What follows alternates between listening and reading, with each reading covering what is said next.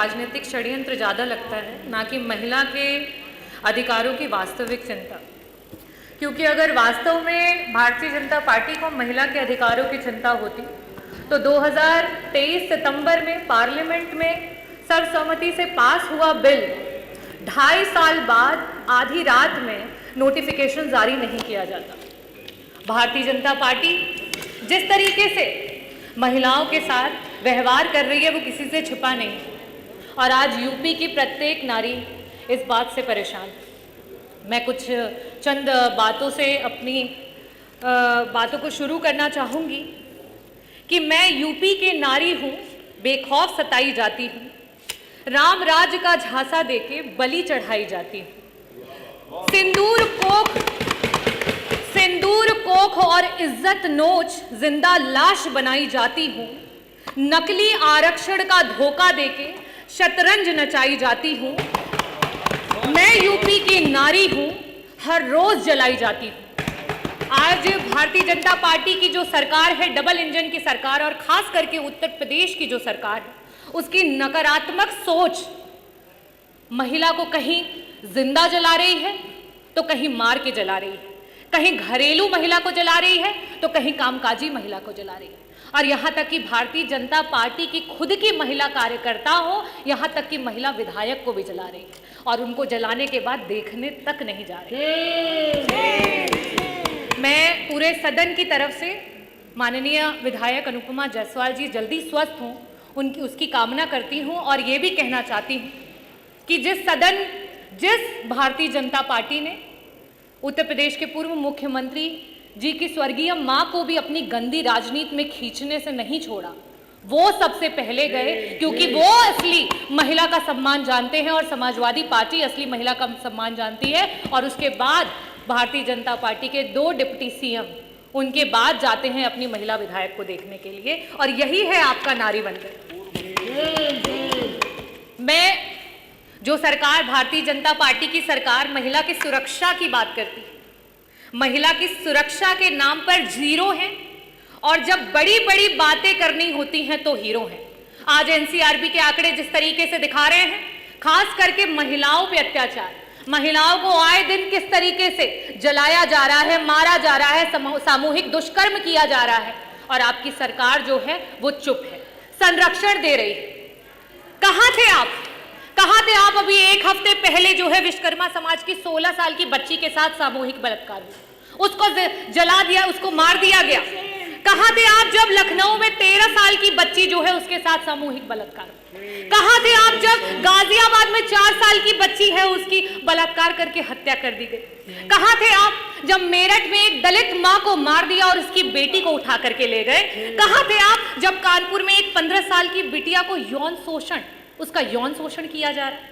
कहां थे आप जब बुलंदशहर में आपकी ही पुलिस महिला की इज्जत लूट रही थी? कहां थे आप जब घटना हुई हाथरस में, मथुरा में, मेरठ में, सुल्तानपुर में, कासगंज में, कौशाम्बी में, बनारस में, लखीमपुर खीरी में, उन्नाव में और फतेहपुर में बेटियां बर्बाद हो गई? कहां थे आप? अगर इन परिवारों को किसी ने मदद पहुंचाई तो समाजवादी पार्टी ने पहुंचाई, अगर वहां कोई पहुंचा तो समाजवादी पार्टी के राष्ट्रीय अध्यक्ष श्री अखिलेश यादव जी पहुंचे। चाहे पार्लियामेंट हो चाहे यूपी की असेंबली, पार्लियामेंट में आप नेहरू को कोसो, और जब यूपी की विधानसभा हो तो आप नेताजी को तोसो। और क्यों? क्योंकि आपका तो यही धंधा है, क्योंकि आपका तो सारा काम मंदा है। नेताजी ने उस सोच को आगे बढ़ाया कि पंचायत चुनाव में 33% का आरक्षण ला करके महिलाओं को पंचायत में ब्लॉक प्रमुख से लेकर के जिला पंचायत अध्यक्ष से लेकर के प्रधान से लेकर के बीडीसी की कुर्सियों पर बिठाया। लेकिन आप क्या कर रहे हो? वो 33% का आरक्षण पा करके जो महिलाएं हमारी नेतृत्व कर रही थी उस चुनाव को ही टाल दिया, क्योंकि आपसे महिलाओं का नेतृत्व नहीं देखा जाता है। आप तो महिलाओं के नेतृत्व को दरकिनार करके सिर्फ नारी को नारा बना करके इस्तेमाल करना चाहते हो। ये भारतीय जनता पार्टी का असली चेहरा है। आप इस सदन में जो बैठी महिलाएं हैं, जो उधर बैठी हैं, जो इधर बैठी हैं, आप जब उन्हें एक समान नेत्रों से नहीं देख पा रहे हैं तो हम धरातल की क्या बात करें? 1 ट्रिलियन इकोनॉमी की बात करने वाली सरकार और जब इसी सदन में सत्ता पक्ष और विपक्ष की महिलाओं को जिस समय त्वरित के विकास के कार्यों की निधि देने की बात होती है तो वहां पे आपके 5-5 करोड़ की धनराशियां जाती है और विपक्ष की जो विधायक हैं उनके बजट काट लिए जाते हैं। क्या ये उनके विधायक क्षेत्र विधानसभा के क्षेत्रों की आधी आबादी का अपमान नहीं है? क्या उनको विकास का अधिकार नहीं है? ये है आपका झूठा नारी वंदन और नारी अभिनंदन। और आप महिलाओं की बात करते हैं। आज रोडों पे आशाएं रो रही हैं, आज रोडों पे समूह की बहनें रो रही हैं, आज रोडों पे आंगनवाड़ी की महिलाएं रो रही हैं, आज हमारी रसोइयां रो रही हैं, आज हमारी पंचायत सहायक रो रही हैं, आज महिलाएं जो युवा महिलाएं हैं वो नौकरी का इंतजार करते करते रो रही हैं और आप महिला वंदन की बात करते हैं। मैं आपसे कहना चाहूंगी कि अगर आप महिलाओं को सच में आरक्षण देना चाहते हो तो आज की वर्तमान स्थिति में उत्तर प्रदेश की सदन में 403 सीटों पर आप 33 क्या 50% का आरक्षण लागू करो और पूरा समूचा विपक्ष आपके साथ खड़ा हो जाएगा।